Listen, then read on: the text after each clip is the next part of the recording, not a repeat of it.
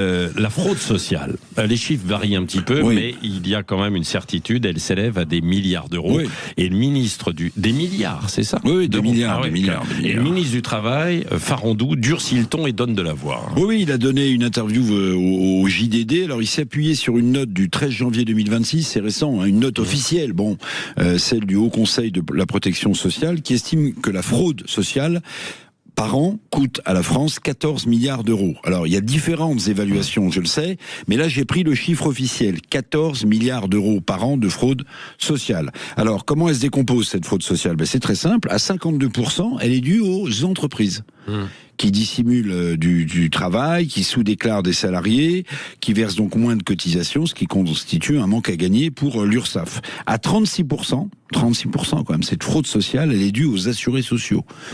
Qui truandent sur les prestations, le RSA, les allocations chômage, les arrêts maladie, etc., etc. Et 12%, c'est pas négligeable, 12%, Patrick, de cette fraude sociale dans notre pays, qui s'élève officiellement à 14 milliards d'euros, elle est due aux professionnels de santé. Qui fraudent l'assurance maladie, des dépassements, des actes fictifs, etc. Donc vous voyez, c'est un vrai fléau auquel, mais c'est pas le premier, le ministre du Travail veut maintenant s'attaquer. Oui, alors qu'est-ce qu'il propose justement, le ministre du Travail, contre les fraudeurs individuels et les entreprises? Moi, j'avais l'impression pourtant que l'URSSAF quand même était devenu assez redoutable. Hein, pour bien sûr, c'est redoutable. Entre guillemets. L'URSSAF, vous avez l'impression pour les entreprises qu'on vous demande déjà les cotisations avant que vous ayez mis dans la caisse 1 euro de chiffre d'affaires. Alors Farandou, Jean-Pierre, de son prénom, ministre du Travail, d'abord il soutient le projet de loi, vous savez, qui a été adopté par le Sénat en novembre 2025 et qui va passer à l'Assemblée nationale, ce projet de loi sur la fraude sociale, à la fin février. Alors le ministre, il durcit les sanctions. En tout cas, c'est ce qu'il annonce contre les fraudeurs. Alors, du côté des allocations, chômage, prestations sociales, il dit qu'il faut peut-être suspendre ceux qui perçoivent des aides sociales. Par exemple, les fraudes les plus caractéristiques, il faut quand même le dire, sont des indemnités chômage qui sont versées par la France à des résidents à l'étranger. Il y a aussi des pensions, des retraites qui sont versées à des personnes décédées, notamment à l'étranger.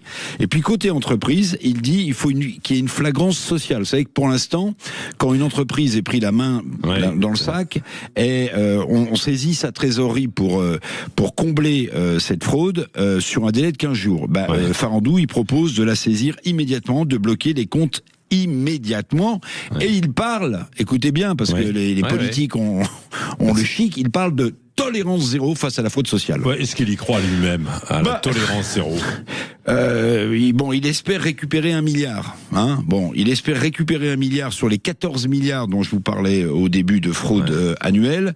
Donc on voit bien l'extrême limite de parler de tolérance zéro lorsqu'on récupère 1 milliard d'euros sur 14 milliards de fraude, d'autant qu'en 2024, c'était déjà 680 millions d'euros qui avaient été récupérés. Donc vous voyez, ce serait pas énorme. Moi je vais vous dire, sur le fond, ces slogans gouvernementaux, tolérance zéro, la République ne reculera pas, sont des coups d'épée dans l'eau qui ne trompent plus grand monde. Mais ce qui est bien, c'est que Farandou, qui est plutôt un homme social, qui est l'ancien patron de la SNCF, qui est habitué à négocier avec les syndicats, il met le doigt sur quelque chose de très important, qui est la fraude sociale ou fiscale.